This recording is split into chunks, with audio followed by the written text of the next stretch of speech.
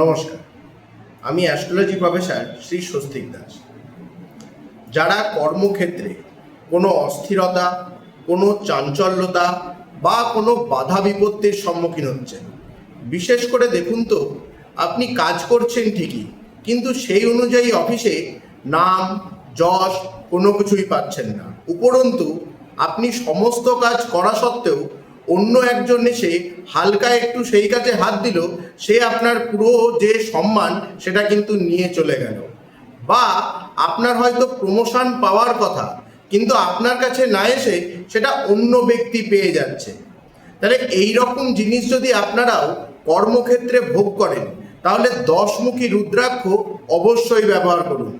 এই দশমুখী রুদ্রাক্ষকে আমরা দশাবতার বিষ্ণু দেবের রুদ্রাক্ষ বলে থাকি। এই রুদ্রাক্ষকে আমরা সঠিকভাবে পালন যদি করে গলায় ধারণ করতে পারি, সেক্ষেত্রে বিষ্ণুজির কৃপা লাভ হয় এবং তিনি আমাদের যে কোনো রকমের সমস্যা থেকে দূরীভূত করতে সক্ষম থাকেন। তার আগে আপনাদের একটু কিছু কথা জেনে নেওয়া দরকার।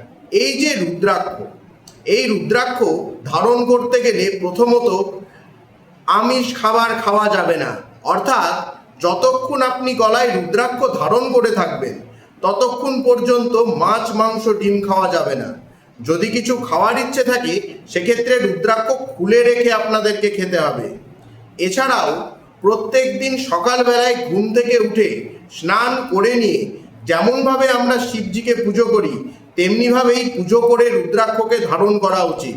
এছাড়াও ফিজিক্যাল অ্যাটাচমেন্ট এবং রাতে ঘুমানোর আগে রুদ্রাক্ষ খুলে রাখা অবশ্যই প্রয়োজন।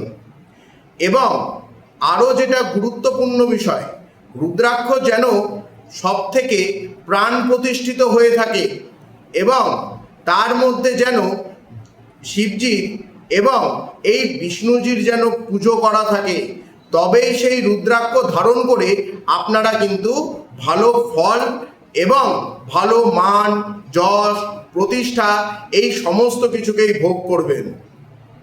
নমস্কার।